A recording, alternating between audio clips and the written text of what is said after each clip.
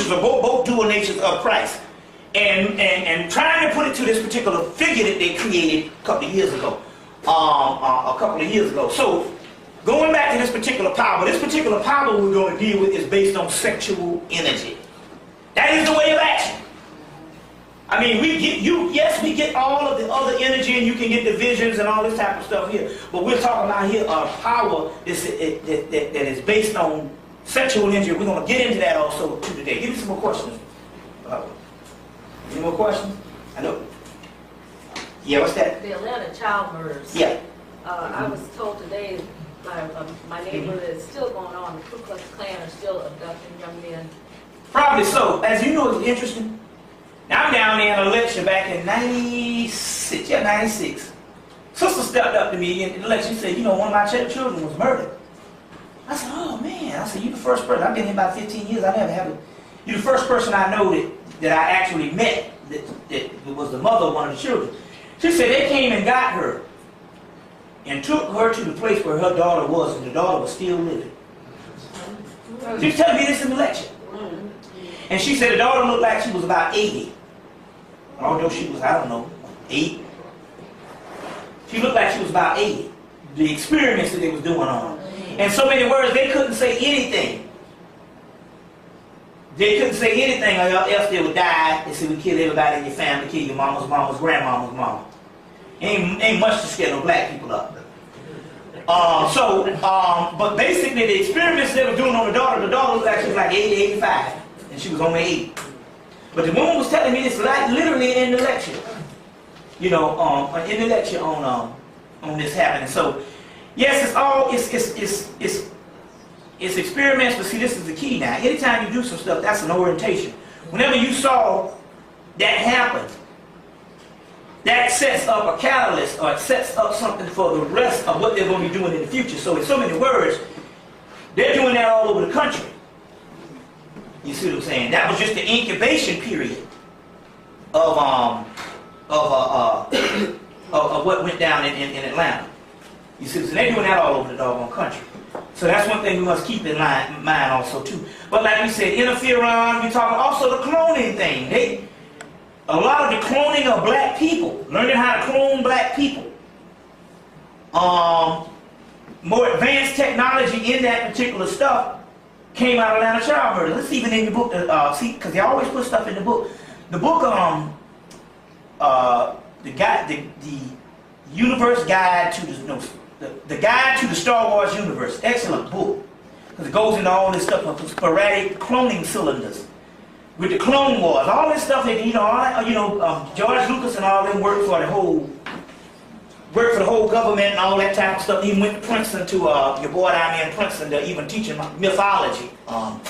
What's your boy?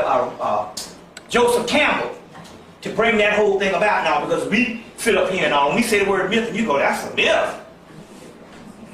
You taught that myth is a lie.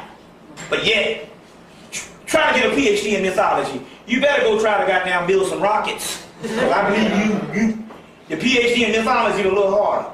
And mythology is very advanced stuff. You can translate it for 20 years. It's like O'Flaherty said. She said, I've translated the Rig Veda, Upanishads, Mahabharata, Ramayana, and all those books for 20 years, and I'm still translating, I'm getting several layers of understanding each time I translate it. Over 20 years, over 30 years she's been translating it. And her recent thing said, I'm still baffled. On the same text I started 30 years ago, I'm getting 3 times as much stuff, because we're talking about something written by an advanced race, or what they call a sage race, and that was our particular people. Now going back to that, the whole thing with this, the whole cloning thing, in that particular book, the Guide to a Star Wars Universe, it tells you that at first they couldn't clone people with the Force. Now the Force, as you know, is identified as the real power, melanin, Kundalini energy, all of that. They said first they couldn't clone people with the Force. And it was only till later that they did some things that they was able to clone people with the Force. So in so many words, although you're thinking it's a Star Wars thing, literally the government is literally telling you that they had problems since 1945 when they started this thing. You see what I'm saying? They started a group of this stuff, cloning, messing with black people in the 70s, but by the amount of child murders, they had down pat. So as a result of, after the Atlanta child murders, you see what I'm saying? Shoot, it's robot central now. You see, so a lot of stuff came out of that. It's not just the interferon, but these things when you see, it's multiple things. It's the same as the whole Tuskegee experiment. Tuskegee experiment. Now anybody know that's ever been on a farm or been in the country, bacon don't taste the same way. The stuff you get at the store and the stuff you get when you slaughtering some hogs down there in the country, it's two different things. It tastes almost like fatback or some type of, you know. That's because they, but in the Tuskegee experiment, they had black men, tasters, trying to find out the best taste that they could do with bacon. And as a result of the best taste, that's what the whole world now is using. It made bacon go from just it made bacon a phenomenon. You see what I'm saying? Everyday meal. But that happened with the doggone Tuskegee experiment. So the whole round of child murders was more than just the interferon. Oh man, I'm sitting up here, my pants unzipped. They was enjoying it anyway, man. You had everybody's attention. Look at that damn, that Bobby show is my pants unzipped, ain't nobody saying nothing. You know, I'm in the election in Atlanta. They sweating because electricity went out, so somebody had me a tissue and a piece of patch of paper sticking on my damn head. For almost 15 minutes, and the niggas sitting in the lecture looking at me like me here with a patch of paper on my head. I'm like, I'm saying, I know getting caught up in the spirit. Well, this is a whole sexual tantrum lecture. But I'm just talking. But there's several things that went on in that thing, not just the interferon thing. They talk about, you know, that stuff that comes from the genitals of the young people. That's what they said, a couple of, how many, the devil bless how much it was, a vial, all of that stuff? No. I forgot. But anyway, what we're talking about is more, we're talking about when they do these things, it's just like literally tons of things. That's why it is very crucial that anytime you see some stuff, anytime they're hanging somebody, or anytime the thing in Mississippi, anytime, like I tell you before, anything that the whole thing that went down in Texas where they was executing that guy, the whole thing, anytime they're doing that, and they got your attention this way, they're doing something over here. Now mainly, there's only one spiritual apparatus that's left in the United States that wasn't developed someplace else, even though your voodoo was developed in Haiti, it was basically popularized by Marie Nouveau in New Orleans. Your spiritual system that was left over from Africa is your roots in South Carolina with your whole Gullah people. There's a whole book out on the blue roots that just came out. Let me give you the name of that book. To get you, now it's interesting. Now, I had it funny that all these years we've been talking about roots and these white people finally put out a book. It's called The Blue Roots by Roger Pinckney. African American Folklore and Magic of the Gullah People in South Carolina. $12.95, Llewellyn Publications. It's called Blue Roots. Roger Pinckney. Excellent little book. It goes into your boy Dr. Buzzard and that whole 9 yards. And I actually went to college with a brother, this Dr. Buzzard's grandson. Was his grandson, Brother Pledge Kappa and all, you know. And every time I come to the lectures in Harlem, he's always at the lectures. We real good friends and all. And I'm like, and I used to say, yo man, so I see you. He's like, shoot man, my family been into this kind of stuff. And I'm like, And then when I went back, when I went home, a man said, you didn't know, so that's Dr. Buzzard's grandson, man. Like, oh. I said, well, I know, tap him on the shoulder a few minutes and all, you know, and get some of that power. But anyway, they got this whole roots thing going on, but yeah, we got 2000, but this is the only leftover type of magic, although we have all types of things we carried over from Africa. But we talk about a system, it's not the greatest system in the world, some of it is deteriorated, but still yet it works. Right. One nigga put a root on your ass down there. Yeah. I know, I got family members. My grandfather died off some roots. Yeah. One of my grandmother's sister died off some roots. But the point is this is the year 2000. So therefore they got to go down and they got to do something to direct attention away from the most amount of black people in the country in the state of South Carolina. South Carolina has the most amount of black people in any place in the country. They got towns in South Carolina where they outnumber the doggone whites 10 to 1. But the whites always running. They make sure that. You see what I'm saying? Whole counties where it's majority black. Because they had one of the greatest slave ports down there in Charleston and different things like that. Fort Sumter, the Civil War jumped off down there. So based on the Civil War, based on this roots thing, they got to divert their attention away and they come with that old bull flag and all these stupid to run it down to a doggone flag and say, please don't let us know that you don't like us. And took down the flag and they didn't even know. And they thought they did. Let's let it cave for a minute. Let's let it go. Let them boycott. That way we made like we caving in. It's all set up. They laugh at us. We were world-class people still marching. Let them, okay, let's see here. All right. Give it another month. We ain't gonna cave and all. Let them cut in a few conferences. Let them like a damn crap. I need your conferences. I need your dollar bills. Print money. They don't even live off money. We're the idiots that think that this is this way. By wealth and power. That's a fucking joke. You know what I'm saying? So, okay then. Now, maybe like you caving. Put the flag behind the State House. Meanwhile, they doing all that. They diverting some people's attention for some major shit they was doing down there for 2000. And nobody never know because that's how it is. We are animals. And what they do with an animal is just like anything else. You herd them the way the hell you want them to go. Because we have stopped using our minds. Or brain atrophy. So the key here is all of this particular stuff that's going on, they got to be a group of people that don't even pay no attention to that. Drug down the street to hell. I'm not going to march for no nigga getting drugged down the street. You figure we done had about 10,000 black men that died in the last 10 years. Well, that's 10,000 they count. Hell, they took, what, 11,000 alone out of LA riots, got rid of them. Disappeared. You know what I'm saying? And yet we're going to march for somebody that's going to the electric chair. They killed a whole bunch of people and just so happened he got sent to jail for the ones he didn't kill. But that's a fucking issue.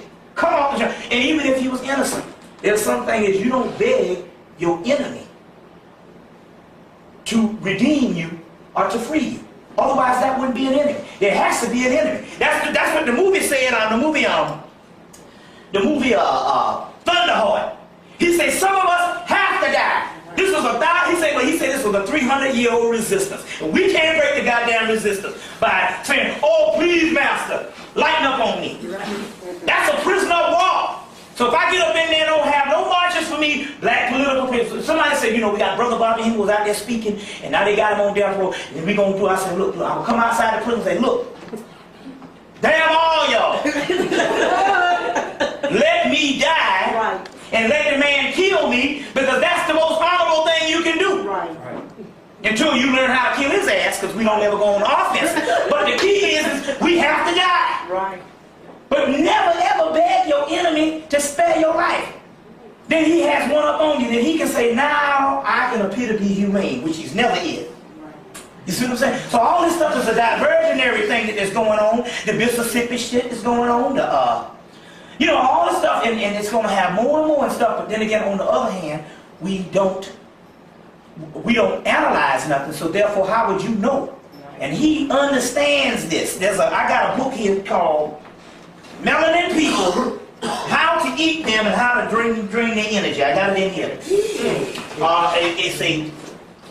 It's a hold on 1 minute. Melanin People, How to Eat Them and How to Drain Their Energy. Melanin People, How to Eat Them and Devour Their Energy. A white Luciferian group reveal their secrets. Are you selling those? Yeah, I'm selling these. The ones I got. So I'm saying they do all types of things because we're nothing but subjects of the government. Right. And the more educated you get, the more better subject you are, the more vulnerable you are. Because you think that you got something, and you think that you've made it, so therefore they can really stick their dick up your behind. So use the expression, but you know what time it is. Right. You see what I'm saying? And that's what it is. The more vulnerable we are. What's that? Yeah, let's go and pour a libation and get this. Oh, okay. Take it up to another level. You know? Oh, okay. All right. I got you some water over here. Oh, okay. And as I'm talking, we'll be going through some things. Like I said, so this is the way that they do things. Everything that's going on that you think, never look at the news as anything better. All of it is manufactured. And you shouldn't plot your course based on what the man give you on TV. it's coming. Now I'm sitting on the steps back in '95 down in Atlanta at his brother Juju's house. A helicopter come and shoot this Negro 14 times. Don't even make the news.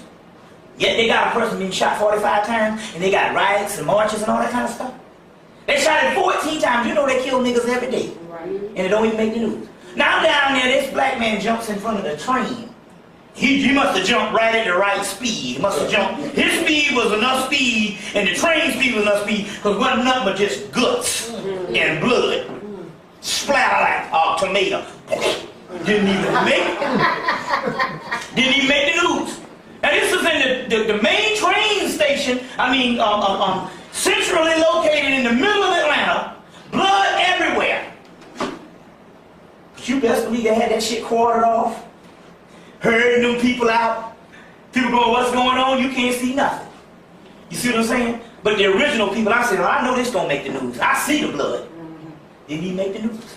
So obviously what makes the news, you got shit that's been going on in the 1930s, 1940s. You don't even know you've been on this planet. So is this the planet I live on? I didn't know nothing about this. And all of a sudden you think something making the news? Because you think they got the reporter. And I kept telling you, and one thing I did learn based on my I'm getting my libation list, man. Based on my ex-girlfriend, that she worked at the main paper. And she said she'd have a meeting every morning. If it ain't playing the paper, if the government or whatever say this ain't going, you better not put nothing in that paper.